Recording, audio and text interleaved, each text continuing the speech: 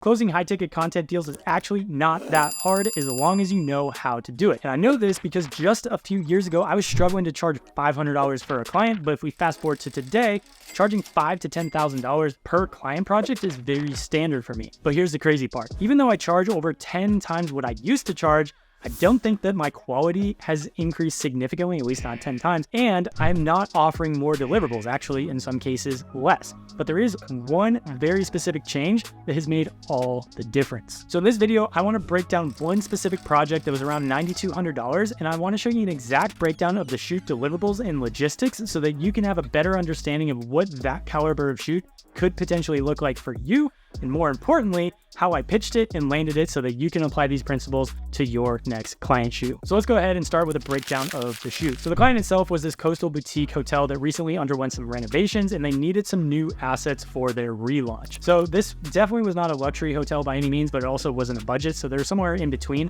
And they kind of appealed to somebody who really liked the aesthetic of the 60s beach motel, but they also liked the modern amenities. So I basically went in and I shot some rooms, some amenities, and some drone over the course of 2 days. Now the actual deliverables I sent to the client, again, this was done over a 2-day shoot, were 30 edited images, which about 5 of those were drone shots, and 1 hero video that lasts around 30 seconds. Maybe it was a little bit longer than that, but it was to be used as like the hero video on the website. In terms of usage, they had an organic social license as well as a web license, so they could post it to their Instagram, but they could also use all the content on their website. And there's also the option to purchase additional licenses if they wanted to run paid ads or any other kind of paid media. In terms of the production expenses, it was actually pretty minimal. I didn't have any talent, I didn't have to rent gear, didn't really have to rent any props or anything like that. So that was pretty minimal and I was just solo shooting. So in terms of the total creative fee, it was $7,900 for the deliverables that I just mentioned, but there were some travel expenses because I was traveling from out of state. So the client did comp my travel, which included flights, rental car, per diem, food, that kind of stuff. Also, it is worth noting that typically when I do hotel shoots that are out of state, typically I will stay on property, but because this was a launch, they were essentially completely sold out. So they didn't have any extra rooms. So they did put me up for a few nights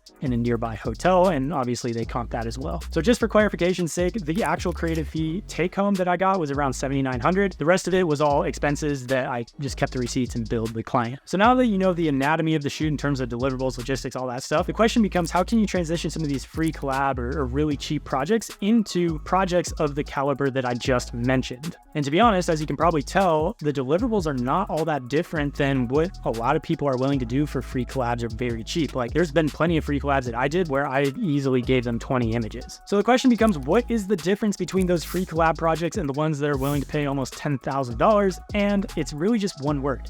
It's the pitch. So I know this sounds obvious, but brands are in the business of making money and they will invest in something that they see will make them more money or make them more valuable. So if they're not interested in investing in you, chances are they see at least one of these 3 red flags. The first one is just that you're not selling something valuable. You're not actually solving any kind of problem. You're just selling content. The second thing is that maybe you do have a valuable service, but you don't have any proof that you've actually gotten results for clients in the past, so they don't really trust you. Or the third is that you aren't unique, you're not different, so you're very easily compared to literally any other photographer on the market. So if those are all the red flags that basically prevent clients from wanting to pay you, then all we have to do is inverse those, turn them into green flags, and then we should have a pretty solid list of what we need to do in order for clients to actually want to pay us. So first and foremost, we need to have something actually valuable to sell. So we're not just selling photos, we're actually solving a problem with our content. The second thing is that we need to have a lot of proof that we can actually get results and provide that value to the client that we're selling. And the third is that we have to be unique and different to everybody else on the market so that we don't get price shopped. So knowing these 3 parameters, now we can put together an effective pitch that clients will likely want to pay you money for using what I call the growth creator model. And if you're not aware of what the growth creator model is, basically it's what I teach my clients that allows you to pitch something in price based on the value that you're bringing the company versus the amount of time you spend on it, like a day rate or an hourly rate. So in short, you price based on potential value to the company versus the amount of hours you spend on the project. Cool. So let's break down the 3 criteria and I'll show you exactly how I applied it for this specific project. So the first thing is that I had to create a valuable offer, which begs the question, what the heck even is value? Well, there's really only 3 ways that we can increase value for a company. Either 1, we help them get more customers. 2, we help them get those customers for less. So instead of spending, say, $50 to acquire a customer, we help them spend only $40 to acquire a customer via better ad creatives, right? Or 3 is we make those existing customers pay them more via upsells like, spa treatments or restaurants or or anything else that's on property. So those are literally the only 3 ways that we can increase value for a company. So the way I positioned this specific offer was basically a combination of 2 and 3. So because this was a brand new launch, they needed new assets for all the different room types, all the different things around the resort to be able to fill out the website so that they could actually convert higher. So that was the first thing. The second thing is that they had multiple different upsells throughout the property. So they had an ice cream shop, they had surfboard rentals, they also had more luxury suites. So we created content to be able to steer attention towards those upsells so that people were more likely to take it, making the customers more valuable to the hotel. So now that we know what value our content will bring to the hotel, we can have a better idea of what types of stuff we should be shooting. Which brings me to the second thing, which is I had to show proof, because I could say that my content gets them more bookings or sells more upsells or whatever, but if I don't have proof that I've done that before, then I'm just saying words. So before I ever pitched this client, I made sure that I had actual tangible examples, not only of hotel portfolio, because that's obvious, I needed some examples that actually showed that I've done this before, but more importantly, actual proof of clients saying that I've gotten them results. Ideally, you have numbers-based case studies. If you don't have that, just,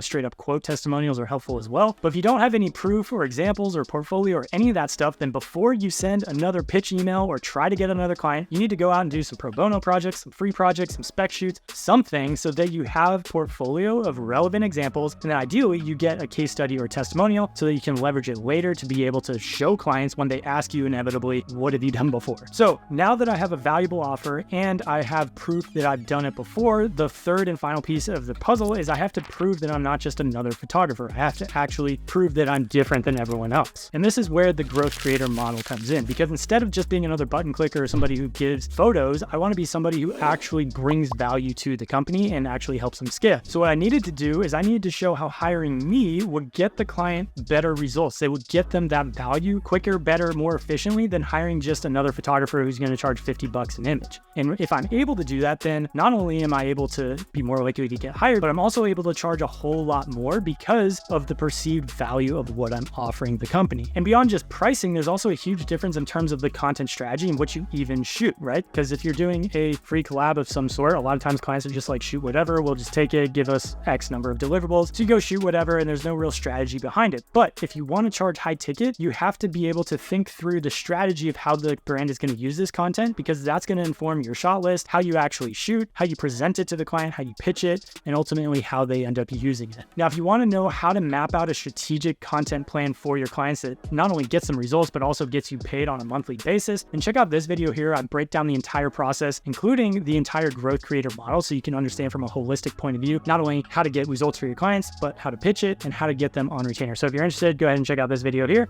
and I'll see you in the next one. Peace.